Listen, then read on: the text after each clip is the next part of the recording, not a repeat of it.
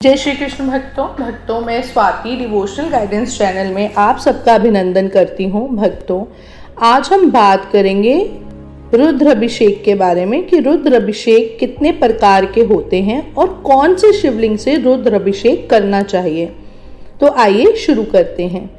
पार्थिव शिवलिंग, आपने कभी सुना हो शिवलिंग बहुत प्रकार के होते हैं, लेकिन क्या आप जानते हैं कि हमेशा रुद्र अभिषेक पार्थिव शिवलिंग से ही करना चाहिए? और वो क्यों करना चाहिए वो मैं आपको बताती हूँ। मिट्टी के शिवलिंग को कहा जाता है पार्थिव शिवलिंग। कलयुग में मिट्टी के शिवलिंग के पूजन का ही विशेष महत्व है। शिवलिंग की ऊंचाई 12 उंगली से ज्यादा नहीं होनी चाहिए। सभी देवी देवताओं की साकार रूप पूजा होती है, लेकिन भगवान शिव ही एक ऐसे भगवान हैं जिनकी पूजा साकार और निराकार दोनों रूप में होती है। साकार रूप में भगवान शिव मनुष्य रूप में हाथ में त्रिशूल और डमरू लिए, बाघ की छाल पहने नंदी की सवारी करते हुए नजर आते हैं। शिव महापुराण के अनुसार साकार और निराकार दोनों रूप में ही महादेव की पूजा बहुत ही फलदायी है। यदि हम शिवलिंग की पूजा सच्चे दिल से करते हैं तो कोई भी ऐसी संसार में मनोकामना नहीं है जो हमारी पूरी ना हो सके। जो हमारे कर्मों में नहीं भी लिखा गया वह भी भगवान शिव लिख देते हैं। शिव पुराण में भगवान शिव की आराधना के लिए शिवलिंग का विशेष महत्व बताया गया है।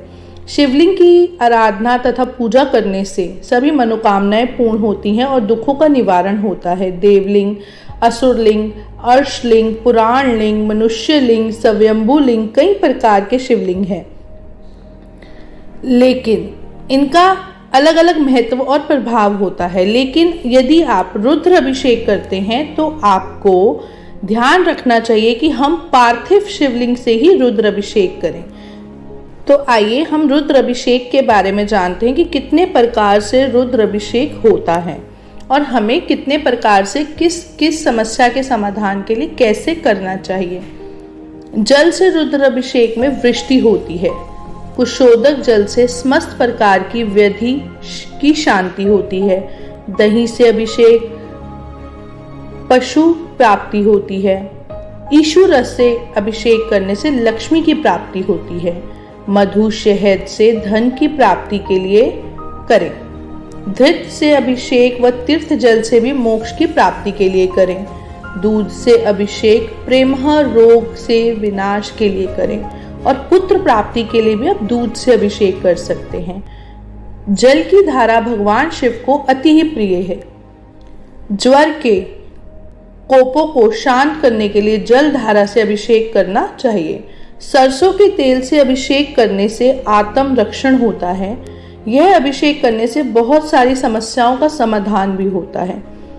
शक्कर मिले जल से अभिषेक करने पर पुत्र की प्राप्ति होती है। यदि आपको बहुत समय से ऐसी कोई दिक्कत आ रही है कि आप पुत्र प्राप्ति चाहते हैं तो आप एक बार शक्कर मिले जल से रुद्र अभिषेक अवश्य करके देखें।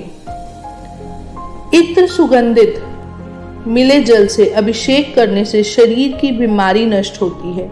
दूध से मिले काले तिल से अभिषेक करने से भगवान शिव का आधार स्नान करने से रोग व शत्रु में विजय प्राप्ति होती है। समस्त प्रकार के प्राकृतिक रसों से अभिषेक हो सकता है। इसीलिए हर प्रकार के अभिषेक का अपना एक महत्व है। जब भी आप अभिषेक करवाएं तो आप ध्यान दें, एक तो जो शिवलिंग है वह पार्थिव होना चाहिए और आप किस चीज के लिए करा रहे हैं उसका ध्यान अवश्य दें। जय श्री कृष्ण भक्तों।